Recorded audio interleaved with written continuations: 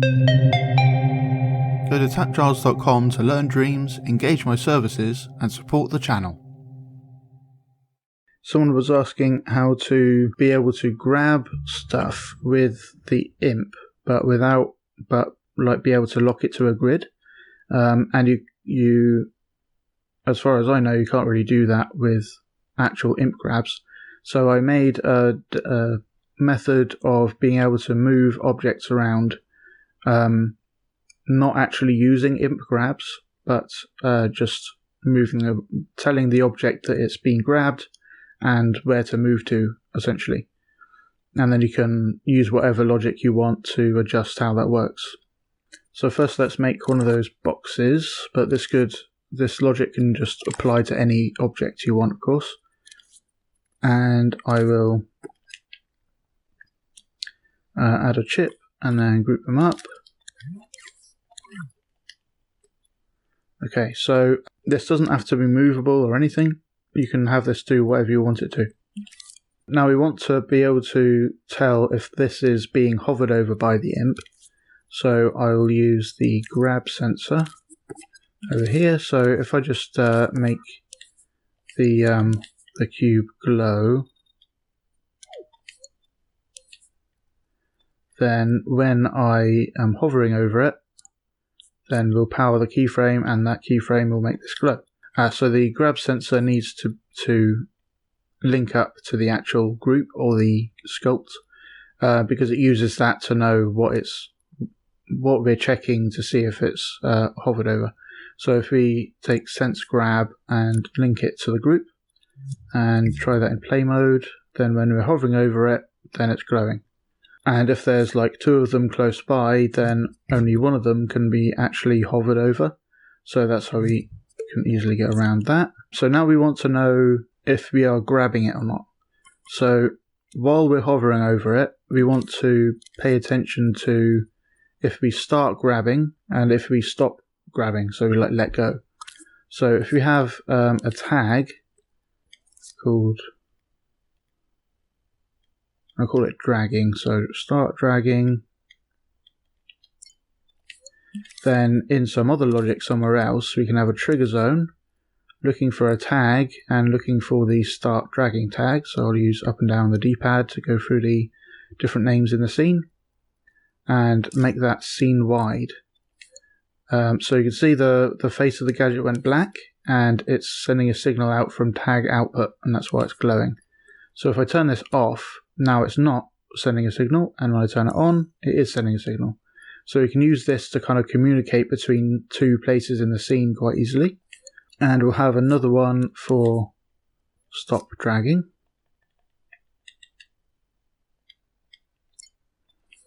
And another trigger zone for stop dragging. And when we turn it off and it stops sending a signal, so that's fine. What do we want to happen when we start dragging? We only want one of these boxes to know to start dragging, and even if we like hover over something else, like if we start dragging this and we hover over that one, we don't want it to accidentally switch to now dragging this one. So I'm going to use an exclusive gate. This is like one mode of a selector, and you give it a name. So this is the dragged object. And now if we send, so this has got a signal coming out of it. If we send that into there, now that's opened it. And if we send that into there, it hasn't opened it because there's already an open gate. That's what the exclusive part is. It's saying only one of these gates of that name can be open. So if we get to do proper testing, let's get a switch and wire that in and play time. And if we turn it off, because it's in automatic mode, it will close itself. But we don't want that to happen because we don't want to have to keep this alive while we're dragging. We want to send a pulse kind of through this to set it up. So we'll set it to manual mode, and then we'll use another signal from stop dragging into close gate. So now it'll only close. So this can like turn on and off, and it doesn't matter, it's still active. So this is still sending a signal. And then we can close the gate by sending a signal into close gate, and now it's no longer active, and another gate can open. So let's wire that into there, and that into there, and we'll have that also set it to red, like that. So when it's the active one, then it's going to be red. So when do we want this stuff to actually activate? I'm going to use R2 because that's like what people will expect it to work with. So we'll get a controller sensor over here, and you don't need these wires. Set it to remote controllable so we don't have to possess some objects to be able to use it. And then we're going to use R2. So when we pull R2 enough, then it will trigger stuff. So if we use a calculator and wire that in, this is like a percentage between 0 and 1. So if we say if it's over around half, then we'll consider it to be the player is trying to drag something. So we want this to send a brief signal when we start. The reason is because if it's permanently while we're pulling R2, then if we manage to hover over something else while this is like catching up, then it will try and open the gate and it can like cause some problems and stuff. Or if we're like hovering over nothing and pull R2 and then go over one of these objects, then it will suddenly start dragging it. We only want it to start dragging if we're hovering over and we pull R2. So what I remember, we only care if we are hovered over it, and then we care if we start dragging. So we need to turn this into a, when it goes from not dragging to dragging type of signal. So we use a signal manipulator, and wire that in, and then put it into pulse on input on. That means when it goes from off to on, then it will send a pulse. At that time we want to start dragging stuff. So wire that into start dragging, and let's just test that part out. So hover over it and then pull R2, and now it's started to drag. And even if I'm not hovering over it anymore, it's still locked in because that exclusive gate stays open until we tell it to stop dragging.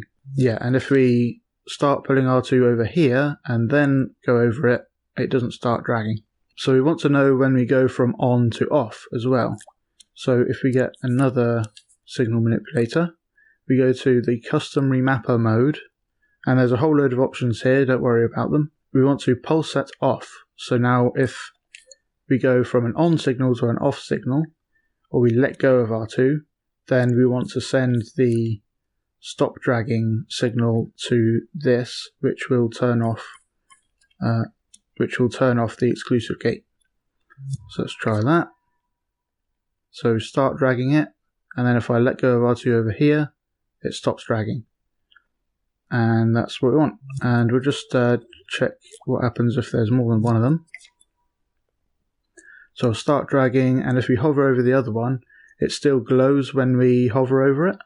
So I'd prefer that to not happen. So if you think about what's going on in here while we're dragging this object has got its exclusive gate on. This one hasn't. It doesn't know that anything's being dragged at all, but we want to turn this off while something is being dragged. So if we have another tag, and this will be send a signal while nothing is being dragged, then we'll allow it to glow and stuff. So we'll have another one of these, and this is for if we're not pulling R2. So if we're pulling R2, this says if it's not pulling R2, then we'll send the signal that nothing is being dragged, and then this will allow this to pay attention to if we're hovering over it, and it will make it glow and stuff. Yeah, so let's copy that one now. and hovering over this no longer makes it glow because I'm already dragging something, but then when I let go, then it starts to glow again. So just like the normal dragging things around with the imp, only one thing can be dragged and nothing else cares about the imp while it's dragging something. But we don't want it to just turn red. We want it to actually move with wherever we're pointing.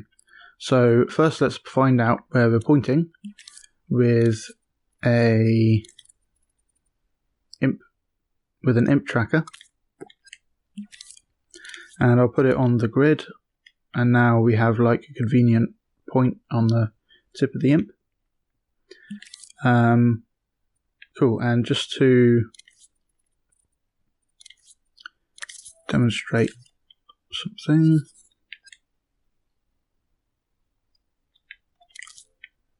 Cool, so this is, if we put this object inside that, it's just like a special group that follows the imp.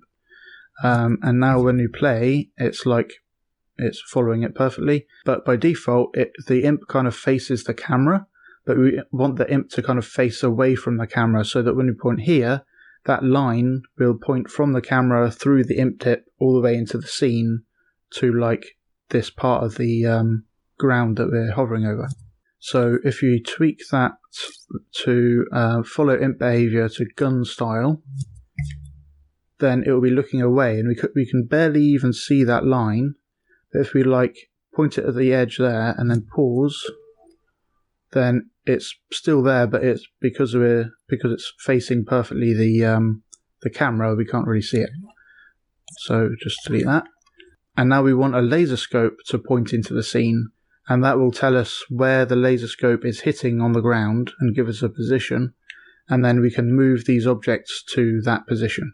So I'd probably just move all that stuff in here, doesn't really matter where it is. And then we want to get the position, so let's add that laser scope.